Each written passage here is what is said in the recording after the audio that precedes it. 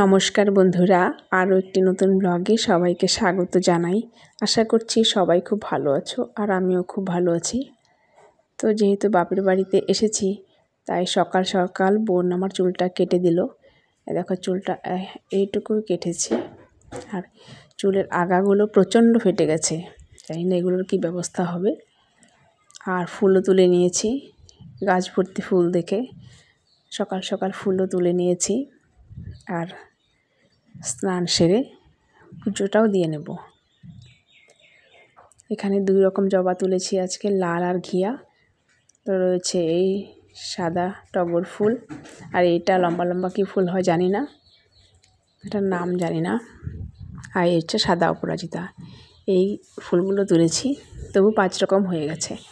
আরও অনেক ফুল তুলতে পারতাম, তো তুলিনি। এই কটা ফুল তুলেই পুজো দিয়ে দিলাম। তো বাড়িতে এসে তো তালের বড়া খেলাম, তো আজ আবার বানিয়েছে তালের ক্ষীর। এই তালের ক্ষীরটা এখন খাবো। এখন হচ্ছে সন্ধেবেলা।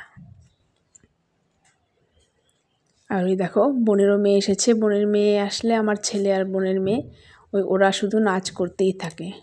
গান হলেও নাচে, না হলেও নাচে, শুধু নেচেই যায়। ওই মামা বাড়ি ভারী মজা, সত্যি ওরা মজা করছে। আর এই বড়াগুলো, তালের বড়াগুলো দিয়েছে পাশে কাকি রয়েছে, সেই কাকি। তো তালের বড়াগুলো এখন আমরা সবাই মিলে খেতে খেতে শেষ করে দেব। আর এদিকে চাল কুমড়ো পাতা, এই পাতাগুলো আমি নিজে তুলে নিয়েছি। এখন এগুলো শাক করব।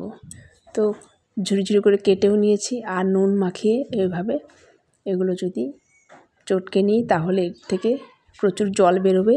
সেই জলটা তেতো জল, তাহলে এই পাতাটা তেতো লাগে না। যদি না লবণ দিয়ে এইভাবে চটকে নেওয়া যায় তাহলে খুব তেতো লাগে। ওই চটকাতে চটকাতে অল্প হয়ে যাবে, অনেকগুলো শাক অল্প হয়ে যায়। তারপর সেগুলো রসুন কাঁচা লঙ্কা দিয়ে ভাজা ভাজা। তো এই পাতাটার বড়া খাওয়া যায় সর্ষে দিয়ে, তারপর বাটা খাওয়া যায়, শাকও খাওয়া যায়। তো ভীষণ সুস্বাদু একটা খাবার, অনেকেই খায়। যারা না খাও তারা এইভাবেই শাকটা খেয়ে দেখো, ভীষণ ভালো লাগবে। তো রান্নাও কমপ্লিট, শাক রান্না। তো আজকের ভিডিওটি এই পর্যন্তই। দেখা হবে নতুন একটি ভিডিও নিয়ে।